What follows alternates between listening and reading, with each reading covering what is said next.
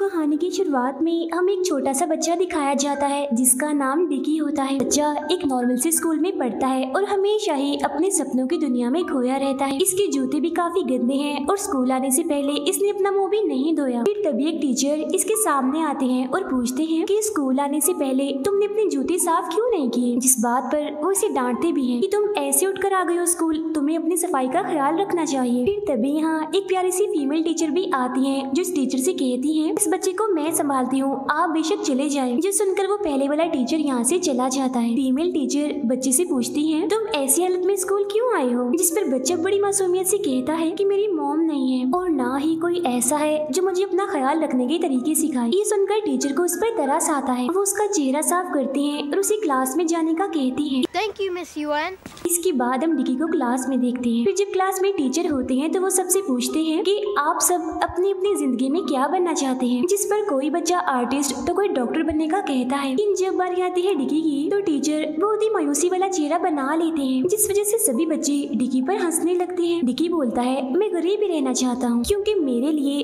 अमीरी गरीबी कुछ नहीं है। मेरा मानना ये है कि इंसान की अच्छी आदत सबसे बढ़कर है। टीचर जो कि उसकी बात बड़े गौर से सुन रहे थे उनके हाथ से पेन नीचे गिर जाता है। तब डिकी जल्दी से पेन उठाता है और टीचर को देने लगता है, लेकिन टीचर उसे डांट देते हैं और कहते हैं चलो तुम अपनी सीट पर जाओ। जिसके बाद वो अपनी सीट पर चला जाता है और टीचर उस पेन को टिश्यू से उठाते हैं। हम डिकी के डैड को देखते हैं जो मजदूर हैं। वो अपना काम कर रहे होते हैं और साथ ही अपने बेटे को भी याद कर रहे होते हैं। स्कूल में एक शरारती बच्चा जिसका नाम जॉनी है, उसने काफी महंगा रोबोट खरीदा होता है। तब बच्चे इस रोबोट को देख रहे होते हैं और तभी डिकी भी इस रोबोट को देखने आगे बढ़ता है, मगर जॉनी उसे पीछे कर देता है और कहता है पीछे हटो, इस रोबोट को तुम हाथ नहीं लगा सकते। फिर जॉनी एक और लड़की जो काफी ताकतवर थी उसका भी मजाक बनाता है You're gonna eat yourself to death. जिस पर डिकी उसे ऐसा करने से मना करता है कि तुम्हें ऐसे किसी का भी मजाक नहीं उड़ाना चाहिए। अब वो लड़की तो रोते रोते यहाँ से चली जाती है, पर डिकी उसके पास जाता है और चुप करवाते हुए उसे दोस्ती कर लेता है। डिकी के डैड अपनी मजदूरी कर रहे होते हैं, उनका काम बहुत ही मुश्किल होता है। तभी एक आदमी उनके पास आकर कहता है आप ये काम छोड़ दीजिए, मगर वो कहते हैं नहीं मैं ये काम करूँगा क्योंकि मैंने अपने बेटे के लिए बिजली का पंखा खरीदना है जो हमारे घर नहीं है। फिर रात को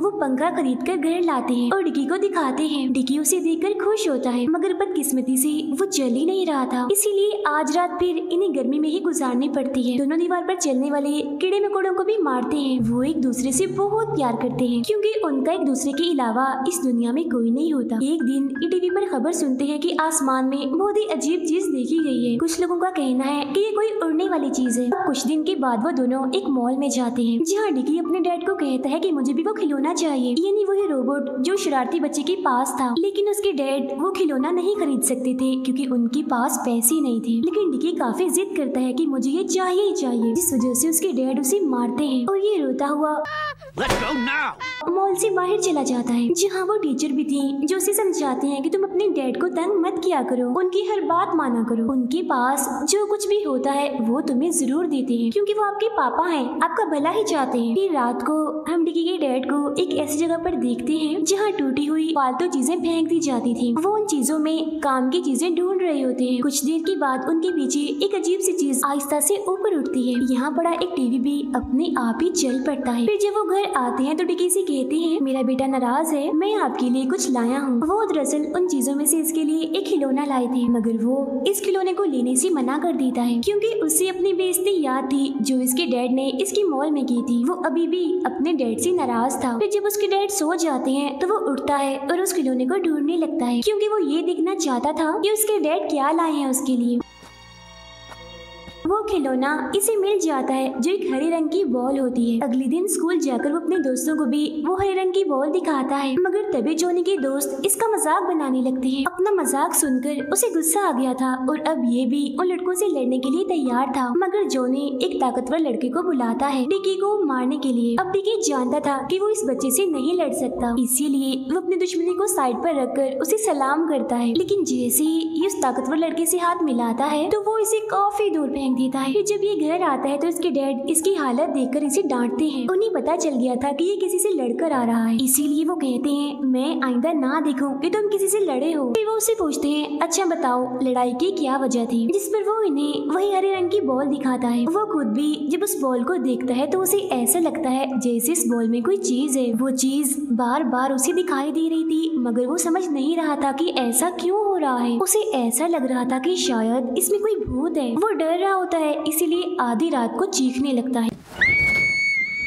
उसके डैड जब उसे तंग आ गए थे उसे अलमारी में बंद कर देते हैं। वो अंधेरे में उस बॉल को देखता है जो बहुत ज्यादा चमक रही होती है। उससे बहुत सारी रोशनी निकलती है और फिर यही रोशनी उसे देखते ही देखते आसमान में पहुंचा देती है। ये देखता है कि वही बॉल अब एक अजीब सी मखलूक में बदल रही थी। कुछ वक्त के बाद उसके डैड उसे अलमारी से बाहर निकाल लेते हैं। ये अपने डैड से कहता है अब मैं एक अच्छा बच्चा बनूंगा और आपको जरा भी तंग नहीं करूंगा। फिर अब उसके डैड काम पर चले जाते हैं, जिसके बाद ये उसी बॉल से बनी चीज यानी उसी छोटी सी क्रिएचर मखलूक को देख रहा होता है जो बहुत प्यारी क्यूट सी लगती है। इसे ये जानता था कि कोई भी इसे कबूल नहीं करेगा, इसीलिए वो इसे सबसे छुपा कर रखना चाहता था। अब डिकी उससे सवाल करता है जिससे उसे पता चलता है कि ये एक एलियन डॉग है जिसका नाम CJ7 है। ये दोनों एक साथ वक्त गुजारते हैं और बहुत खुश थे एक साथ। वो एलियन डॉग डिकी के लिए गैलेक्सी शेप को भी बिल्कुल नया बना देता है, जिससे डिकी को लगता है कि मेरे नए दोस्त इन्हें CJ7 के पास तो जादुई ताकतें भी हैं। फिर अगली सुबह डिकी अपने एलियन डॉग के साथ स्कूल जाता है, जहाँ तभी रास्ते में उनके सामने एक दूसरा डॉग आ जाता है और वो डॉग उन पर हमला करने वाला होता है। मगर उससे पहले एलियन डॉग आगे बढ़कर उस डॉग से लड़ता है और डिकी को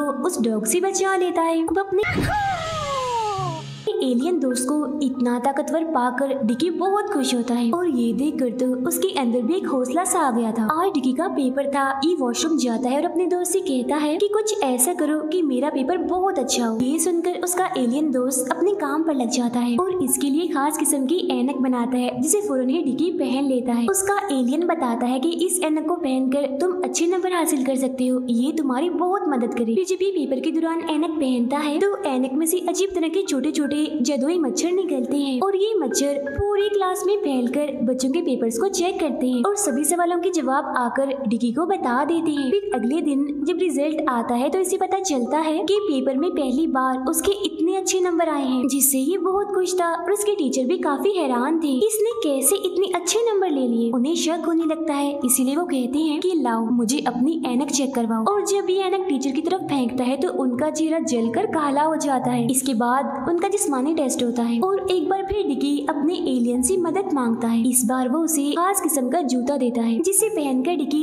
इतना ऊंचा जंप करता है कि मशीन को ही तोड़ देता है। और जब मुकाबला आता है तैरने का तो ये सबसे तेज तैरता है। अपनी ताकतों से तो ये अपने सभी टीचर्स को भी हैरान करता जा रहा था। सभी से पकड़ने की कोशिश भी करते हैं मगर ये इतना तेज था कि किसी के भी हाथ नहीं आ रहा था, बल्कि इसकी ताकतें इसे आसमान में ले जा रही थी। मगर तभी उसे पता चलता है कि ये सब तो उसका बस एक सपना था। फिर जब ये आंखें खोलता है तो अपने सामने CJ7 को ही पाता है और सोचने लगता है कि इसका सपना सच होने वाला है। अब ये बड़े जज्बे से स्कूल जाता है और जैसा कि इसने सपने में देखा था इसके सामने सच में डॉग आ जाता है। अब इसे पता था कि इसका एलियन इसे मार भगाएगा, मगर जैसे इसने सपने में देखा था ऐसा कुछ नहीं होता, यानी कि इसका एलियन तो खुद डॉग से मार खा लेता है। जिसके बाद ये और इसका एलियन जख्मी हालत में स्कूल पहुंच जाते हैं।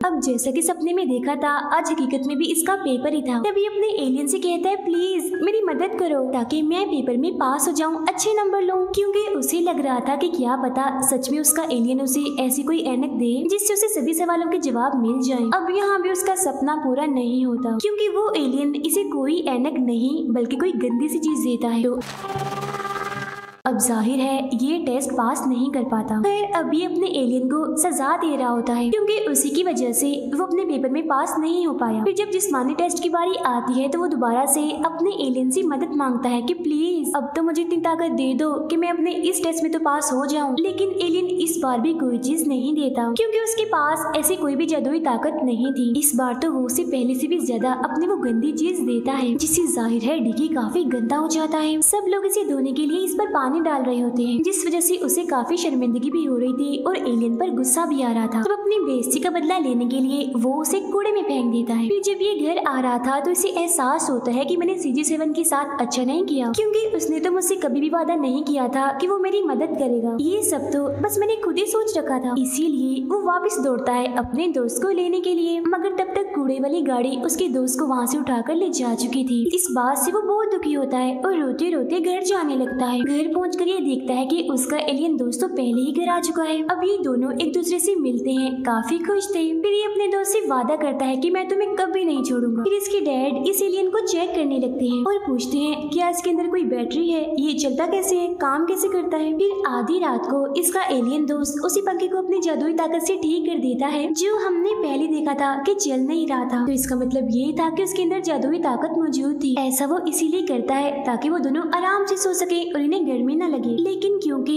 उसने अपनी बहुत सारी ताकत लगा दी थी इस पंखे को ठीक करने में, इसीलिए वो काफी थक गया था। फिर अगले दिन जब डिकी स्कूल जाता है तो जॉनी इसके रास्ते में आ जाता है। जॉनी के साथ इसके बाकी दोस्त भी थे और अब वो डिकी से उसका एलियन लेना चाहते थे। वो अपने दोस्त को बचाने की कोशिश करता है, मगर जॉनी से वो एलियन ले लेता है। वो सब औजारों से इस एलियन को चेक करने, इसका जायजा लेना चाहते थे। जब डिकी उसे रोकता है तो जॉनी उसे मारने लगता है, लेकिन खुशकिस्मती से यह वही ताकतवर लड़की आ जाती है जो अब डिकी की दोस्त थी। तो अब यहाँ वो ताकतवर लड़का और लड़की आपस में लड़ते हैं। इस लड़ाई में डिकी की दोस्त यानी वो ताकतवर लड़की जीत जाती है। बच्चों के टीचर जब इन्हें लड़ता हुआ देखते हैं तो कहते हैं कि मैं तुम लोगों से बहुत गुस्सा हूँ और अब तुम्हें सजा दे रहा हूँ। सजा ये है कि तुम्हें एक जगह पर खड़े रहना है। तभी पौधों के पीछे डिकी CJ7 को देखता है, जो भागकर डिकी के पास आता है। ये देखकर सभी काफी हैरान रह जाते हैं कि आखिर कैसे एक इंसान और खिलौने में इतना अच्छा ताल्लुक बन गया है, कैसे ये दोनों एक दूसरे के अच्छे दोस्त बन गए हैं। उधर डिकी के डैड अपने सभी वर्कर्स को बताते हैं कि मेरे बेटे ने अपने पेपर में बहुत अच्छे नंबर लिए हैं, मगर कोई भी उनकी बातों में दिलचस्पी नहीं लेता। तभी उसके डैड के बॉस आकर बताते हैं कि तुम्हारे बेटे ने कोई अच्छे नंबर नहीं लिए हैं, बल्कि उसने खुद ही 0 को 100 बना लिया है और तुमसे झूठ बोला है। ये सुनकर उसके डैड को यकीन नहीं आता, इसीलिए उनके बॉस के साथ लड़ाई हो जाती है। इस लड़ाई की वजह से उसके डैड को अब इस जॉब से निकाल दिया जाता है। इसके बाद वो सोचते हैं कि इस बारे में मुझे अपने बेटे से जरूर पूछ लेना चाहिए, क्या पता बॉस ठीक कह रही हूँ और मेरे बेटे ने सच में खुद ही 100 नंबर बना लिए हों। तब उसके डैड डिकी से जाकर पूछते हैं, You got a 0 and you changed it to 100. वो अपने डैड के सामने अपनी गलती मानता है और कहता है कि जी पापा, मैंने नंबर चेंज किए थे ताकि आपका दिल ना टूटे। जिस पर उसके डैड को गुस्सा आ जाता है। वो कहते हैं कि मैं इतनी मेहनत करता हूँ ताकि तुम्हारी फीस भर सकूं और तुम मेरे साथ झूठ बोलते हो, मुझे पागल बनाते हो। तुम्हें अंदाजा भी है कि पढ़ाई कितनी अच्छी चीज है और ये एक ऐसी चीज है जो हमें गुर्बत से निकाल सकती है। फिर वो उसे सजा देने के लिए कहते हैं कि मैं तुमसे तुम्हारा CJ7 ले लूंगा। वो फिर ऐसा ही करते हैं, उससे उसका CJ7 ले लेते हैं, जिस पर इसे भी बहुत गुस्सा आता है। इसीलिए वो अपने डैड से कहता है कि आप मेरी जिंदगी से चले जाएं, मुझे आपके साथ नहीं रहना। जिस पर उसके डैड कहते हैं कि हाँ मैं चला जाऊंगा अगर तुम अगले टेस्ट में 60 से ज्यादा नंबर लोगे तो। फिर अगले दिन उसके डैड स्कूल में खाना देने के लिए जाते हैं, जहाँ वही टीचर उसके डैड से मिलती है और कहती है कि मुझे बहुत खुशी होगी अगर डिकी पेपर में अच्छे नंबर ले तो। ये सुनकर उसके डैड को भी काफी खुशी होती है और वो कहते हैं कि आपने हमेशा मेरे बेटे का बहुत ख्याल रखा है और मैं आपका दिल से शुक्रिया अदा करता हूँ। फिर उसके डैड अपने काम वाली जगह पर जाते हैं और अपने बॉस से माफी मांगते हैं, मगर उनके बॉस उन्हीं से ही माफी मांगते हैं और कहते हैं कि गलती मेरी ही है, मुझे ही आकर तुम्हारे बेटे के बारे में ऐसी बात नहीं करनी चाहिए थी। मुझे यकीन है कि तुम्हारा बेटा एक दिन बड़ा आदमी बनेगा और अपनी जिंदगी में कामयाब होगा। इसके बाद वो अपने काम पर वापस लौट आते हैं। It's my lucky day.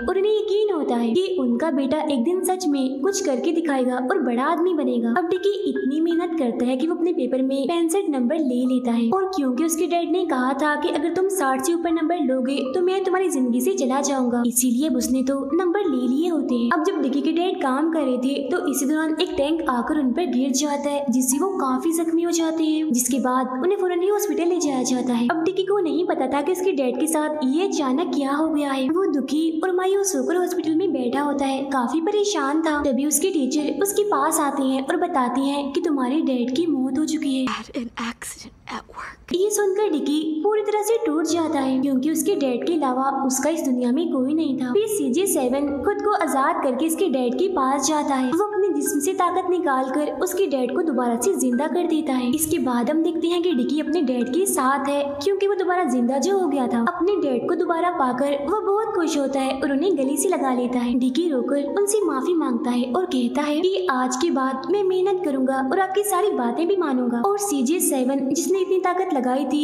वो काफी थक गया था, जिसके बाद वो कमजोर पड़ता पड़ता बेहोश हो जाता है। मतलब कि अब वो चलना बंद हो गया था। डिकी हर कोशिश करता है ताकि वो उसे होश में ला सके और वो दोबारा चल जाए, मगर ऐसा कुछ भी नहीं होता। इसके बाद वो अपने एलियन दोस्त को ऐसे ही अपने पास रख लेता है क्योंकि उसे यकीन होता है कि एक ना एक दिन उसका दोस्त दोबारा ठीक हो जाएगा। स्कूल में भी सब कुछ ठीक हो गया था और उस ताकतवर लड़के और उस लड़की की दोस्ती हो जाती है। डिकी को अभी भी यकीन था कि एक ना एक दिन वो अपने दोस्त की आवाज दोबारा जरूर सुनेगा। फिर तभी वो आसमान में एक स्पेसशिप देखता है जिससे उसके दोस्त में जान आने लगती है, जिससे डिकी खुश हो जाता है क्योंकि उसे ऐसा लग रहा था कि शायद मेरा दोस्त दोबारा से काम करना शुरू कर देगा। तभी हम देखते हैं कि एक प्यारी सी क्यूट सी चीज जो उसके दोस्त के जैसे ही थी वो उसके पास आ रही होती है। ये भी दरअसल एक CJ7 ही थी और ये अकेली नहीं बल्कि इसके पीछे हजारों CJ7 थे। ये असल में अचानक से हमारी जमीन पर आ गई थी। इसी के साथ ये फिल्म यहीं पर खत्म हो जाती है।